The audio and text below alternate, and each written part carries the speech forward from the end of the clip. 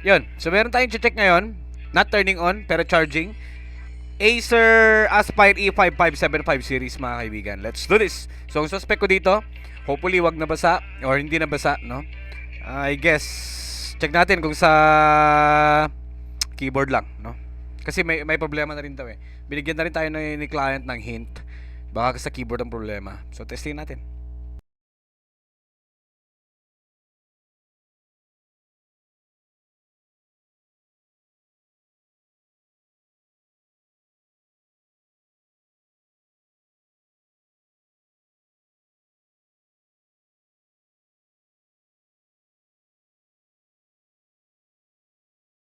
Yan. So dito yung check natin, detach natin 'yan, then try nating paandarin gamit yung screw, no?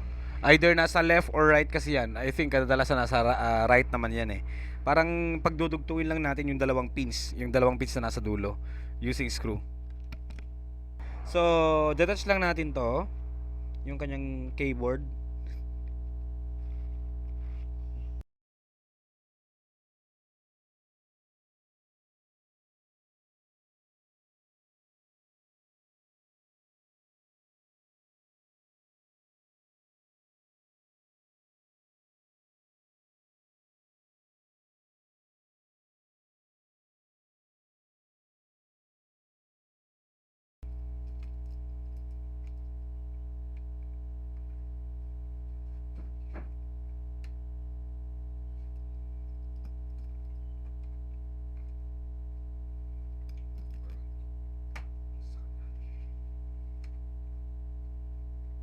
Yan. So, kunin natin dito, detach natin.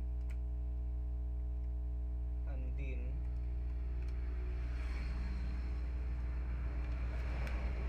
so, try natin tugtugin yan. Gamit tong pantusok natin. Yun. So, umandar siya. Ayun! Di problema mga kaibigan is keyboard. So, kailangan palitan yan kasi nga, yung power button connected sa mismong tawag dito? Mismong keyboard. So, ang problema mga kaibigan is yung keyboard. So, ulitin natin, no? Wala, kailangan nating i-ano yun. I-long press lang natin yan. Yun, so namatay na siya. Yung dalawang pin dito, so right mga kaibigan. Yung pinakadulo, ito yun. Yun. So kailangan may screw kayo para matest nyo kung sa keyboard yung problema, yung power button. Ang problema kasi dito, nasabi na nga ni client, mga kaibigan, no, na hindi na may problema na sa keyboard niya. So, yun, nasabi na ni client na ang problema is merong siyang mga na-encounter na nasa keyboard yung problema.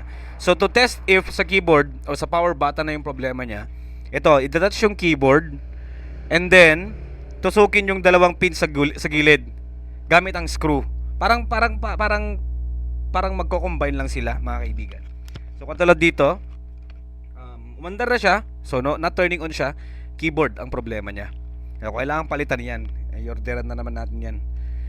So, nasa na yung screw ko kanina? So, yan mga kaibigan. So, yan. Detach nyo yung cable, no, ng charge ng keyboard. Then, tusukin yung nandito sa part na to. Yung dalawang pins. Tusukin natin ulit. Hindi tutusukin, parang magko-combine sila. Yan, sumandar na siya.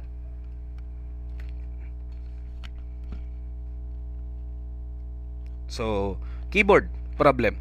Kailangan tong palitan kung sakali mga kaibigan. Lalo't yung keyboard nito ay yung power button niya connected mismo sa keyboard. So, kailangan palitan. Otherwise, hindi yan talaga gagana. Hindi aandar. Thank you for watching.